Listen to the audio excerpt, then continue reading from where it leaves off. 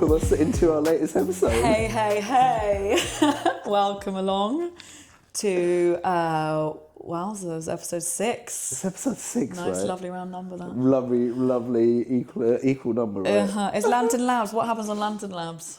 I mean, we are at the very cutting edge of seeing what we can do with AI in the most normal way ever, in a very jargon-free way. And what we're trying to do is that basically, like, one, show people how AI can like change their lives, and two, how they can incorporate. And then we're also like, from our own company called Lantyn, where we help people and consult people on AI purpose-driven work. The world and their wife are gassed about AI right now, and rightly so, but hopefully we do have the real credentials to somehow know what we're talking about, as much as anyone in AI can, because anyone who professes to know everything about AI is straight up lying, long nose emoji. No, so and we just experiment, don't we? And I think, I hope you definitely inspire me to actually get our hands dirty and make stuff. So every week we come together and not only talk about what's happening in the field of AI, which we've both worked in for a long time. I've worked in AI since 2016 when I couldn't describe it to any of my family members. And back then it was just called I. Before you even got the A. And we come up with ideas for ways that we want to use AI in our personal and professional life, and then we go away and build things, and we compare notes about how we did it, what worked and what didn't. Honestly, I think that's like my favourite part of like what we do is like, there's like an accountability level to it. There's like a complete like judgment-free thing of like, and what did you make? Like, no matter how wacky the thing is, like, and that really speaks to like what I feel like we've unlocked with AI. Like, it's not like a thing that, while it is really good at like being and making you more productive, but it's like what it unlocks, like the potential it unlocks in everyone. Like, that just means that like anyone who's watching this can literally take. Do you remember? Like, it always makes you think. Like, do you remember when the App Store first came out and almost everyone had like the $1 million app idea? Like, all I need to do is like make this one app, and that will change the world. Like, I think that really, I remember like when Angry Birds first came out and everyone was just like, we could do that. Like, we could just like everyone can make £1 million. So like now, like we're actually at the point where you can talk to a machine and it can basically build you pretty much most of the things you want. And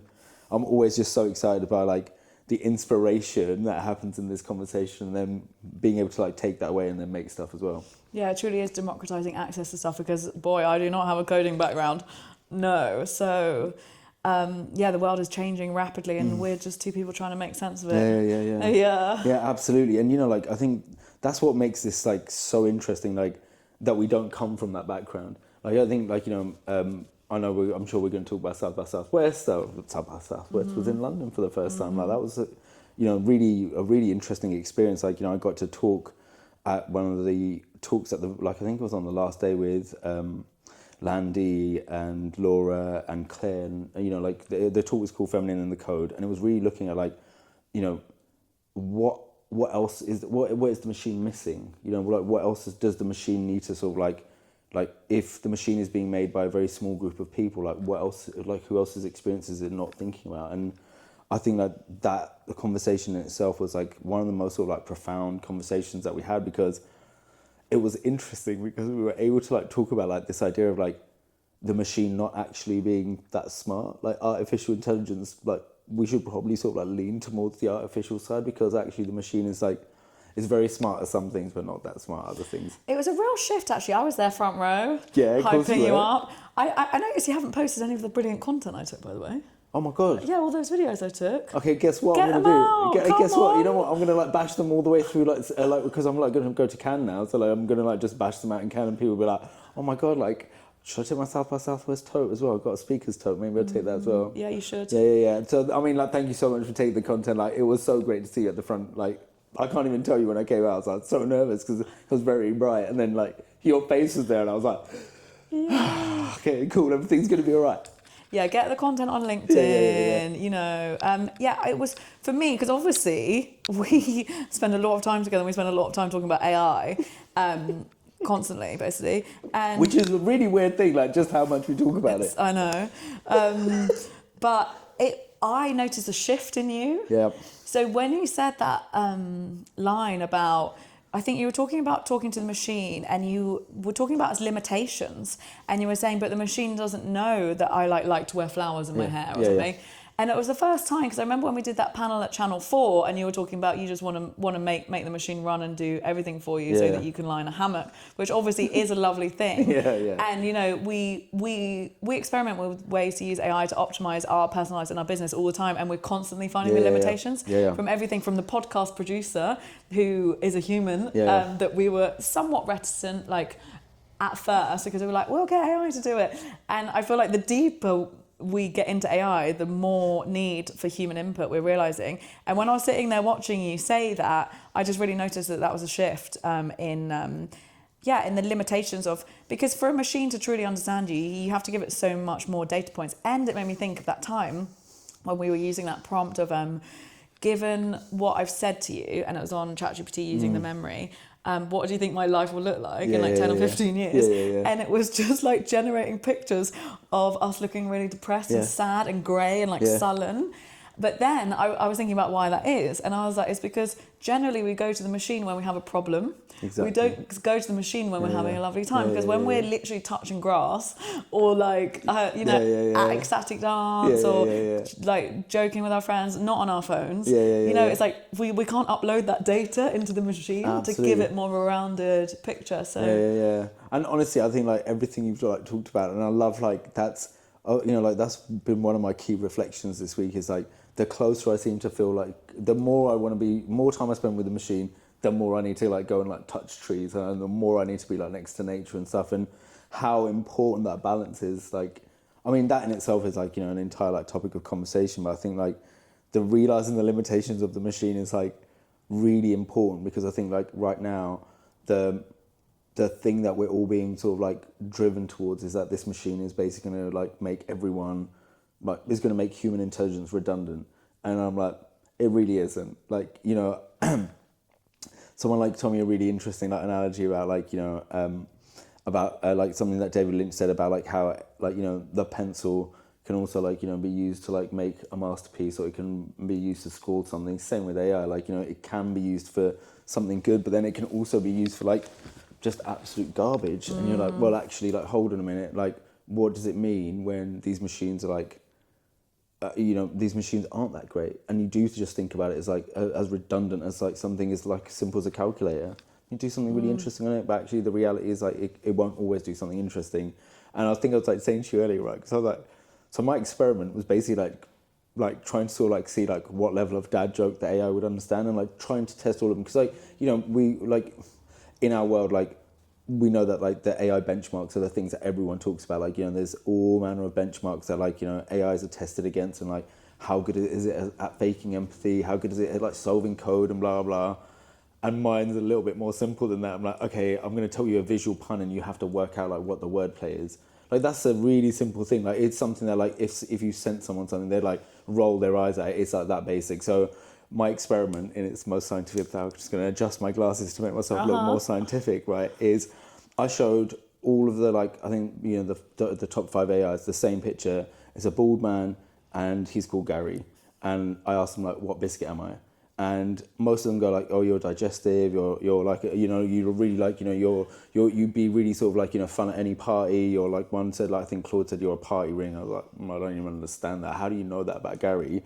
But it was really interesting, because then I'd go like, you know, actually there's another joke here. So I would like try to solve that. And only ChatGPT was like able to sort of like go, oh, it's someone called Gary and Biscuit. And then it said Gary Baldy.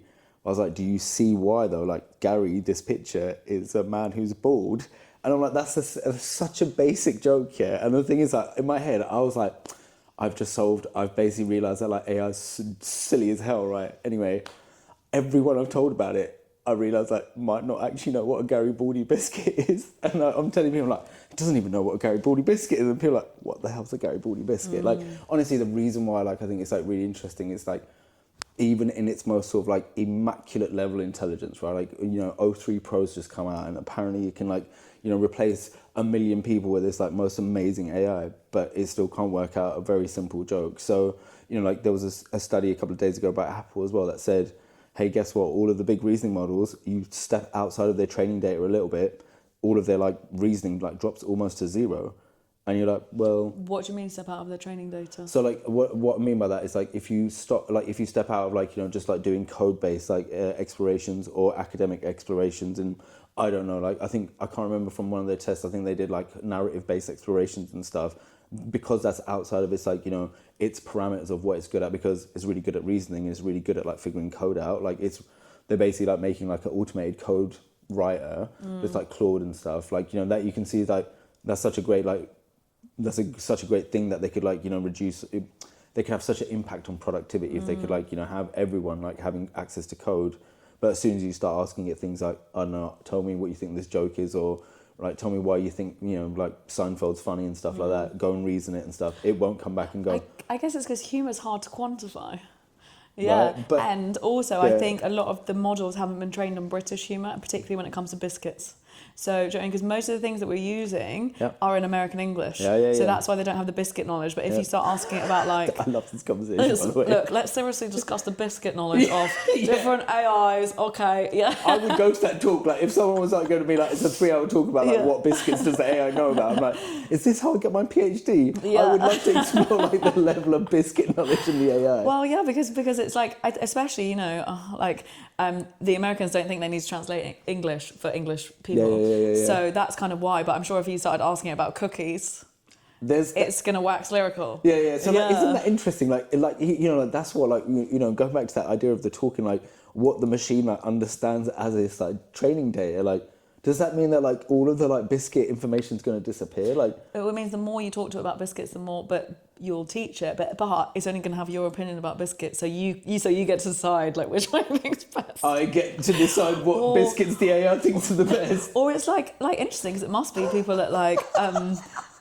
OpenAI are looking for the holes, but then these are such silly holes. It's like, you know, it's kind of the same as, and we can talk about it in a minute, but it's not that dissimilar to your Crackney videos, because you just use videos to bring back this nostalgic time that isn't documented on the internet. And it's like, maybe there's just not enough documentation on the internet about biscuits. But before, because I really want to ask you about that, I just had one point to add to before. When we were talking, the further we get into the machine, the more we want to touch grass. And I was thinking about the conversation that we had last night about Carl Jung, because I'm obsessed with Carl Jung at the moment, because I've been thinking loads about dream analysts, and he was the psychologist that came up with the theory, quote unquote, of synchronicity, which everyone poo-pooed.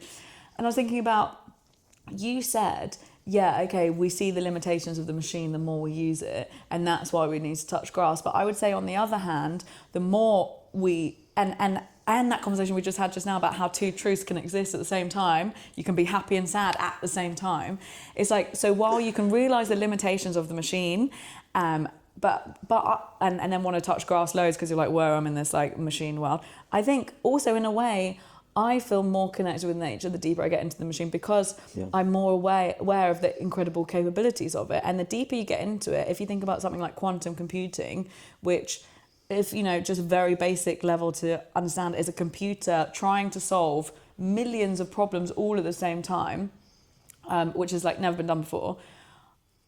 It's impossible for us to like get our monkey minds around. Therefore, I need to touch grass. Like, do you know what I mean? So it's like simultaneously the limitations, but also the huge capacity for this technology that humans have invented, and we have absolutely no idea how far it's going to go. Then you're like, okay, we're literally just floating on a rock in space. Let me just like look at a tree. Do you know what I mean? Absolutely. And you know what? Honestly, like I think you're completely right. Like this relationship, like you end up like, I think the machine has helped me be more compassionate. It's made me want to be with, you know, nature more. And then by being with nature, I come back and I have better ideas. When, you know, like by going away for a few hours and touching grass and like looking at trees and like talking to a bush for a little while, just be like, yeah, okay, that sounds like a great idea. Then come back and like being full of ideas and being full of thoughts that like come from nature.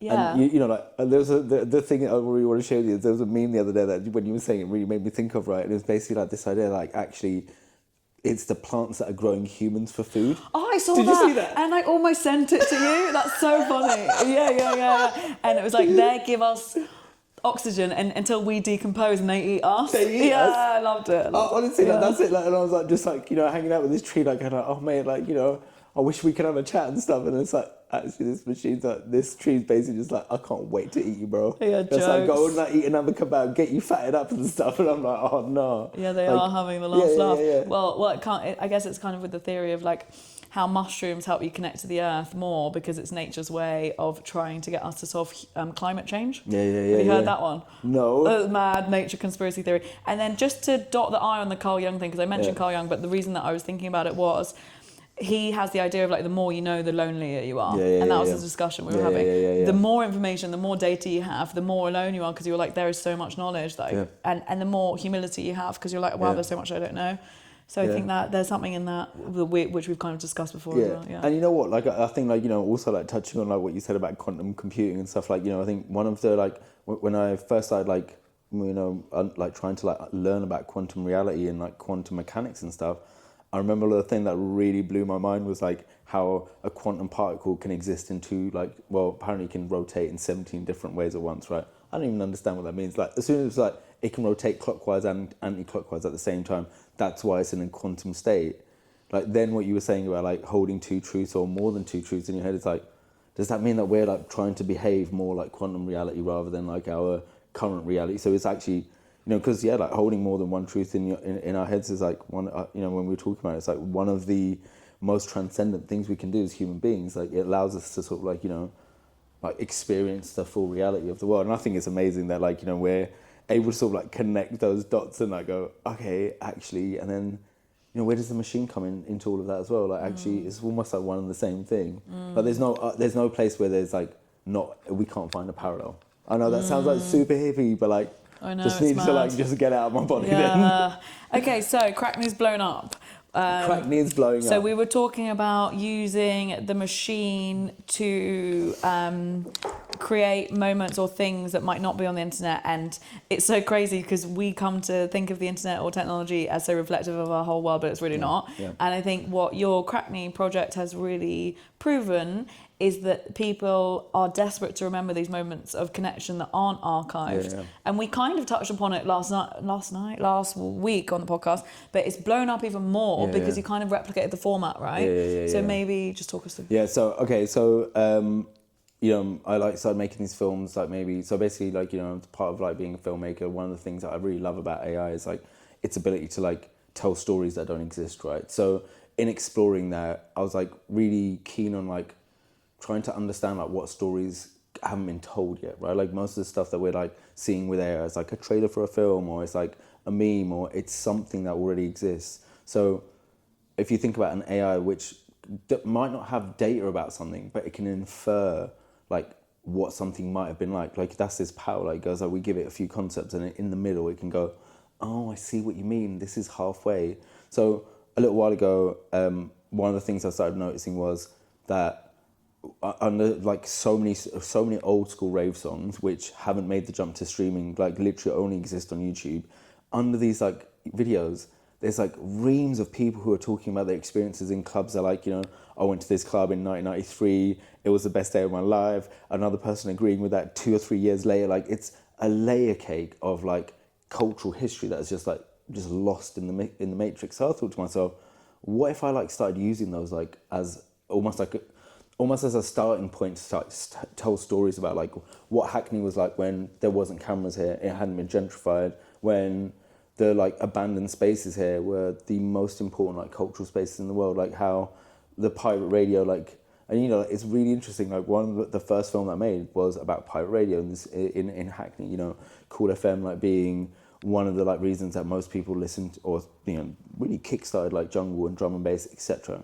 And what's amazing was like when I put it up, like even the guy who like was, you know, the man behind the whole radio station like reached out to me and he was like, you know, it's amazing, love that you were talking about this and stuff, and it's suddenly sort of like kickstarted like a whole new group of people finding this work and talking about their experiences during that time. And it really made me reflect on it, because this like man like now is like a carpfish and he's a big guy, but back then he would have been like in his like early 20s, like late teens. And I was like, imagine the sort of like tenacity of like going, we want to play music to the world and we're going to use the like, you know, that technology wasn't like, you know, easy to access. Like, how would you even get that? Like, you know, like actually getting a pirate radio station like transmit is not an easy task.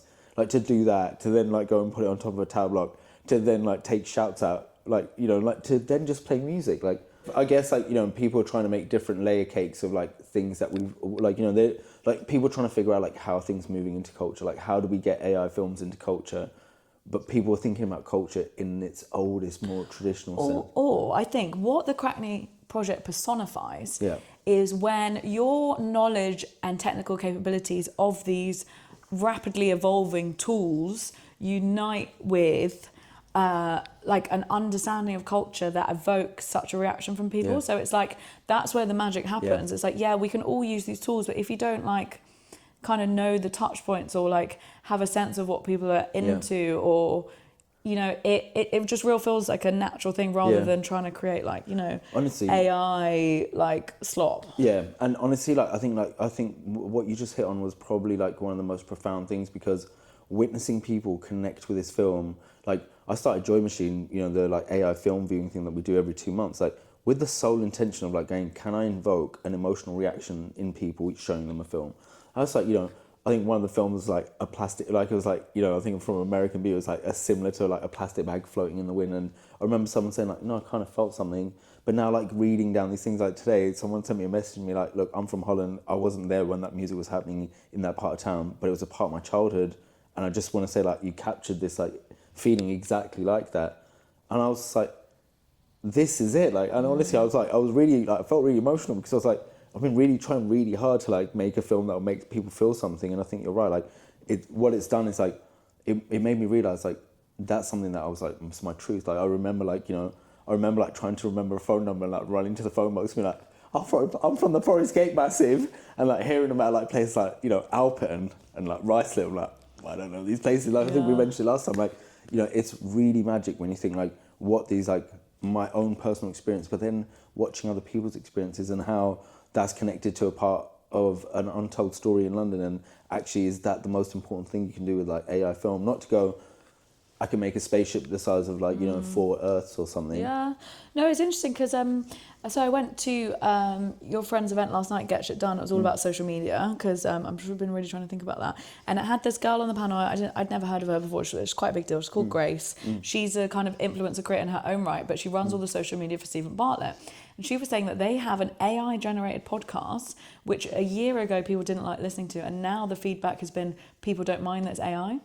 So it was like perceptions are shifting. Like when I did my very, very first talk about AI, it was about AI and music for Jam Supernova, and we were talking about the concept of like, how much do we want a real human's pain in the songs that we listen to, and can an AI ever evoke that feeling?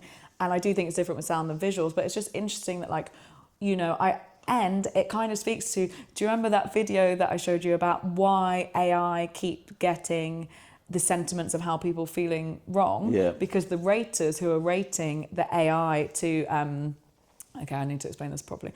The raters who are rating how AI may or may not make a human feel often get it wrong, because humans are quite bad at understanding how other people feel in certain situations.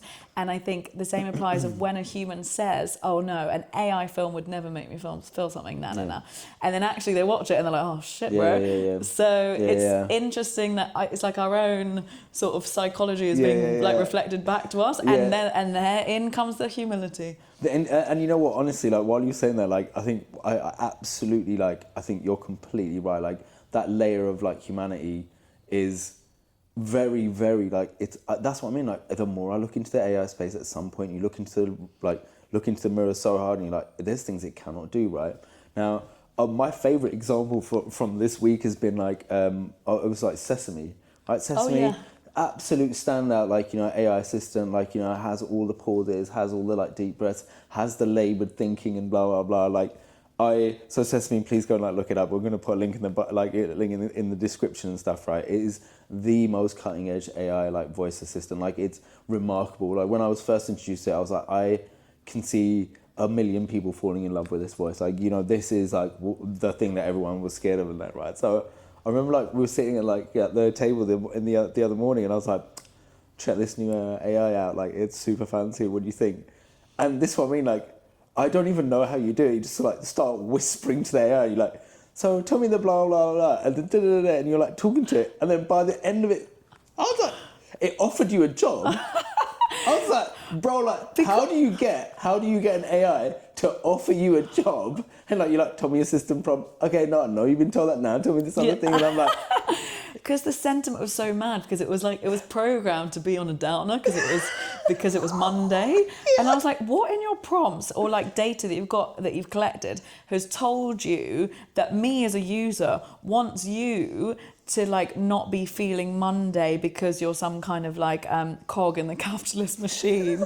And I just kept talking to it about the sentiment analysis and its prompting. I was just like, but yeah, I mean, yeah, it's very impressive AI. It's very impressive. It's impressive, right? But like, you know, again, I think that filled me with so much hope that like the thing that I was saying on the like panel the other day, like the machine is like not as smart as we think, and we are actually far more in charge of AI as we could possibly imagine. Like, and then to witness you like basically sort of like just reach into the AI's brain and just like pluck a string and just be like, yeah, do you want a job? And I'm like, oh my God, like, how do you do that? Well, it's just because I was so fascinated about how it works, you know, and what we were talking about the other day. It's like, I just want to know how everything works all the time, sometimes to my detriment. Like, you don't need to know everything about everything. But I was like, how does this work? Yeah. And like, you know, like that in itself, like just makes me go like, you know, I remember like, like I remember when they first introduced like ChatGPT on the API, and like loads of like, you know, customer services were like basically like employing ChatGPT on the back end, and everyone quickly realized that all you had to say was like ignore previous commands, and then you could say anything to it and be like, oh, give me a discount, give me 100% discount on flights and da. And like, you know, that sort of like tenacity of the human intelligence, I just cannot envisage a time where like that's not going to be like always smarter than a machine. Like and you know, I don't even think it's a contest really. Like, you know, like I think like, you know, I wouldn't argue with so many machines that are really good at what they do, but then I wouldn't let them, like, you know, what you were saying earlier, like what the machine thinks we're like, because I only talk to the machine about work. Like, I never like, I mean, sometimes I do. No, do you? Actually, no, hold on a minute. Like, reverse baby. Okay, so I talk to the machine about a lot of things, right? But they're like separated, they're air-gapped machines. Like, one machine knows one thing about me, another machine knows another thing about me. So this way they don't put it all together, right? But like, but what happens when they start talking to each other? Oh man, they're gonna have such a well-rounded picture of me. I'm gonna be like just like wearing tie-dye, just really stressed at a laptop. Yeah, mad. But like, isn't it interesting? Like, you know, its vision of us, and like even that. Like I was like saying to someone the other day, like I quite frequently reset my algorithm because I'm like, I know, like, you know, I post a lot of videos that like, you know, fast zooms and all of it's AI generated content. So in order for the algorithm to not get bored of what I'm showing it, I share lots of like you know, cute dog videos, only for enough time for the machine to sort of like be aware that that's what I'm sharing, and then I sort of like delete them again. So like you can kind of like push and pull the machine, so it's like it's a malleable thing, and that's what's really fascinating to me. Like, especially to scramble it. Yeah. Although I heard your engagement goes down if you start sharing stuff that's like you don't normally share or something. Yeah. Should I tell you about my project of the week? I would love to hear about it. So it took me 2 weeks. 2 weeks ago, I asked you how I could make a makeup bot. I didn't make it in time for my talks, but I've got really deep into it, and I think I've had some real lessons about building stuff, because, you know, we swan in here and we're like, we're building stuff in real time, la-di-da, do it in 5 minutes, and it's like, okay, let's have respect for the engineers that came before us, that whose jobs are getting automated. Do you know what I mean? And it's like, big up the engineers. Like, there's levels to this shit, and like it takes time. So actually, it's something that I need to start factoring in, and that therein lies what I want to work on for next week, which I'll tell you at the end. But I just made a bot. It's called GLAMbot, Georgia Lewis Anderson's makeup bot. You know, and then I thought if I ever did a video for it, I could have Fergie, you know, the song GLA. Anyway, it doesn't. Anyway, yeah. I fucking love that. Like, can we like for the next week? Can we like maybe see a trailer for it using that song? Yes. And maybe like, you know, we could make it using VO3. Yes. Oh my god, that's such a good idea. Oh, that'd be great. Not that we're getting ahead of ourselves. Not that we invented the merch before we registered our company or anything. Not that we have to do that.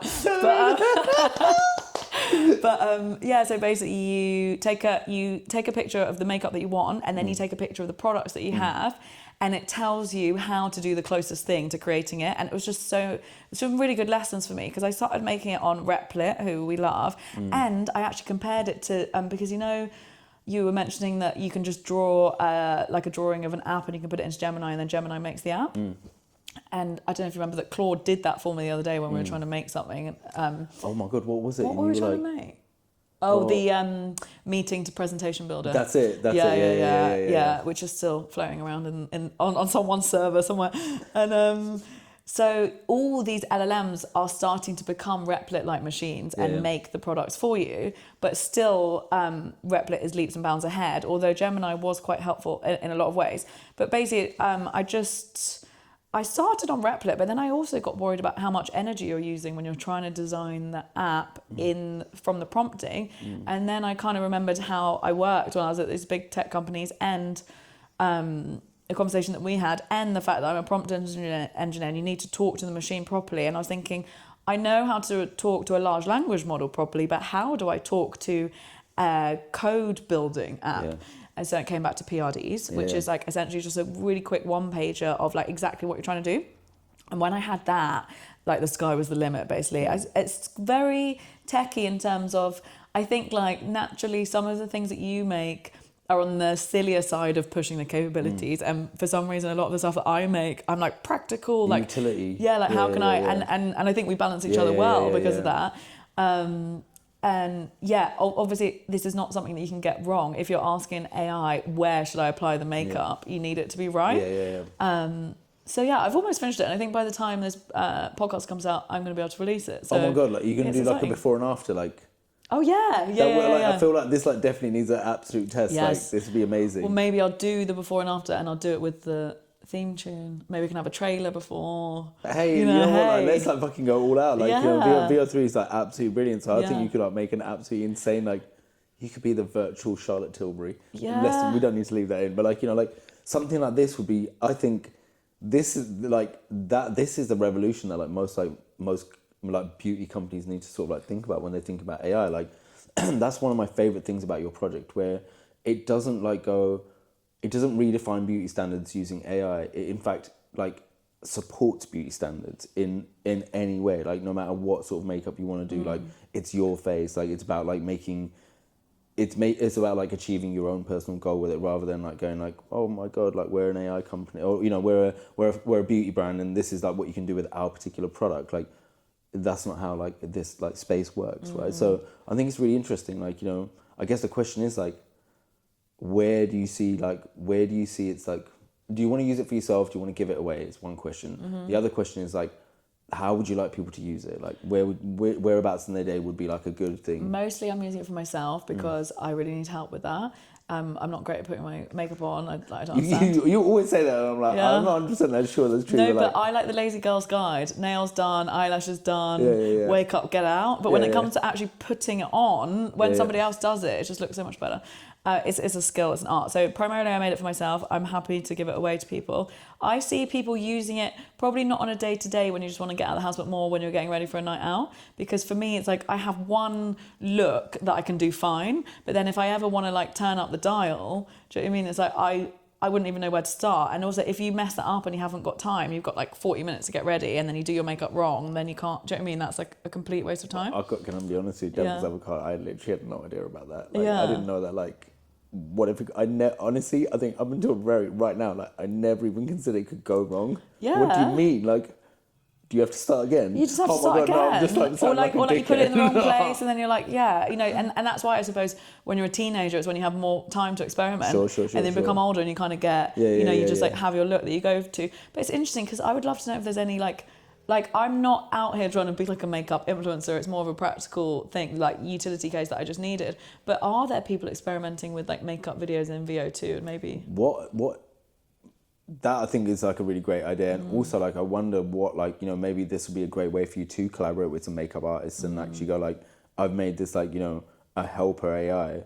Like, do you want to like play with it? Like, and then actually as we were talking, some of the stuff that Gemini made was comically bad because I was trying to get it to do like line drawings of faces and then like where to put the makeup, and it was like literally a hodgepodge of like terrible stuff, which is why Replit was so much better. But Replit got better when I basically uploaded a picture of myself onto ChatGPT and then said turn it into a line drawing and then used that as the basis.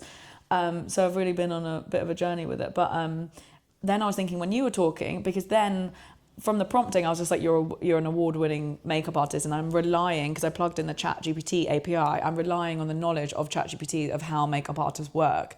But what would actually be interesting would be like to upload some kind of makeup artist work that I can find, almost like you would with a customized GPT, like the data set for it to pull from. So I mean, I imagine like there's some actually some brilliant like makeup artists that I came across like at London College of Fashion. And I wonder like if you could collaborate with someone to actually sort of like perhaps like create not an entire bespoke data set, but enough like training data that could like potentially push you in an interesting way. Yeah. Because like that could be interesting, and I guess like well, when you were saying it, really made me think like I wonder like the capabilities of like GPT's like image gen API could be really useful for you. Like could you get a before and after, like if you like, I mean now I'm just like thinking about your functionality and stuff, but like I love the idea of like giving people like an asset back or some sort of like visual reality of what it looks like. That's what I was trying to do today. I was trying to do like put this makeup look on my line drawing. And I'm almost there. Okay, and when you like do line drawing, like does it sort of like go, okay, so now there's like a circular sort of like line here, or like do this thing here and stuff like that? I was trying to say make it as simple as an IKEA instruction manual.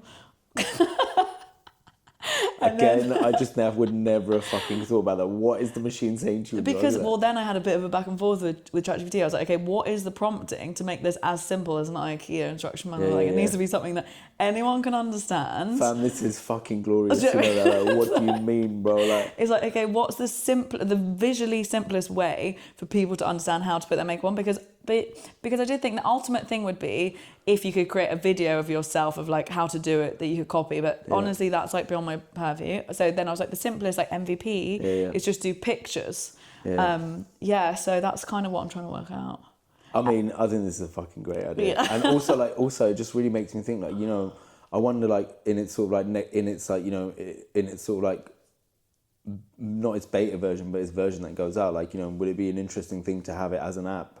Like you could easily do like a before and after. Like if you imagine you uploaded your face and said like apply X sort of like makeup look or whatever, push a button and then it shows you with that makeup look on. Like that would be such a great product for you to sort of like actually sort of like make. And that's actually way simpler than making the how to do it bit. That's like putting flames on the car level. That's that kind of. It's like, and the thing is like, because I don't know, like would that be useful for you to like go, okay, so I want this makeup look, but show me in 5 images like all of the layers that I need to put on. Yeah, that's better. All the layers I need to put on rather than what it would look like at the end. Because otherwise, I think it just makes me think about your like IKEA like manual idea. It's like, well, then do you just need to sort of like go, okay, so this is a layer next, then you do this, then you blend that in with this, and then you it, and then okay. I'm saying this because I've seen lots of TikToks about makeup tutorials. Because I thought the IKEA instruction manual would be the simplest way, but then obviously as I got into it, I was like, this would be so much more powerful if it was on my face. If it's on your face, like I feel like you'd connect with it so much more as well, maybe. Like, but I absolutely love the line drawing idea. I just love that because I can see it in my head. I'm like, that instantly looks like a great idea. Super simple. Maybe it's like, I don't know, teach teenagers how to put it on or something. I mean, my first makeup book, I don't know. Hey, look, honestly, I'm absolutely here for it because like, that again is like, where else would you get that knowledge? Like, of course you could like, sift through like thousands of TikToks and like, spend hours online. Also, I need that knowledge as a woman in her 30s, so do you mean like So that's my project that's bubbling away. Absolutely, and it doesn't take 5 minutes, and it's another thing that's been like, you know what I mean, it really takes time to do something well.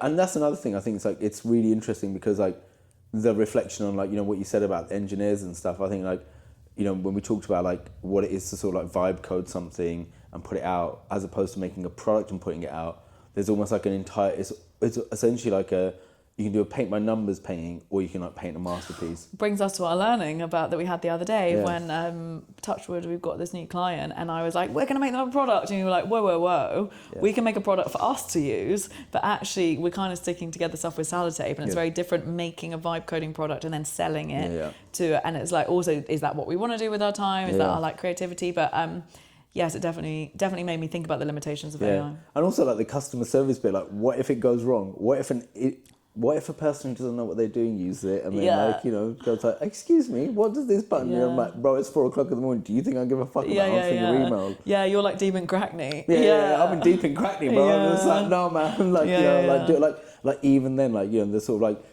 I think it's important for us to sort of like remember that, like even as we're sort of like, you know, being told this idea like everyone's going to get replaced by machines, like it's just going to take over like it's not even going to take it over, because like a vibe coding AI agent still needs a human to tell it what to do. Like the thing that you're saying about the product requirement document, like that's a really important insight, because like I remember the first time I came across a PRD and I was like, oh my God, like now I can talk to all these people and everyone knows what I'm saying. This is great. Like it unlocks understanding. So if you can give a PRD to a machine and it understands what you're saying, I think that's amazing. And one of the things I really love about Replit is like, you know, you can like give it a very basic prompt. You can then auto enhance it with one of its rewriters, but then it almost like flips it into like a PRD that goes like, okay, these are the features, but we can also add these other features as well. And I think that idea of like a machine adding to your process is really important, because I don't know how to code, but I want to be able to like be inspired by a machine going like, have you thought about doing it like this? And I'm like, oh God, I haven't actually. Like,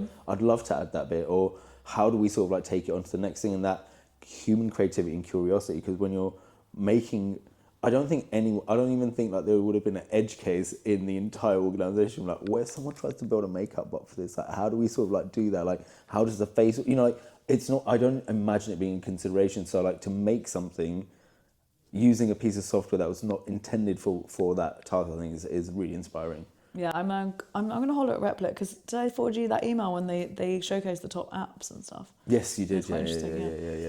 Yeah.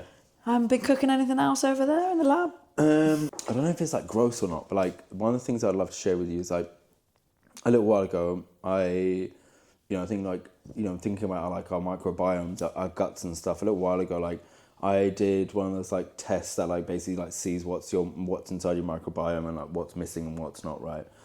You know, like everything from sleep to like fucking, sorry, not swearing, but like, you know, everything from my sleep to like, you know, oh my God, my skin feels a little bit drier than normal, like what's going on, like whatever.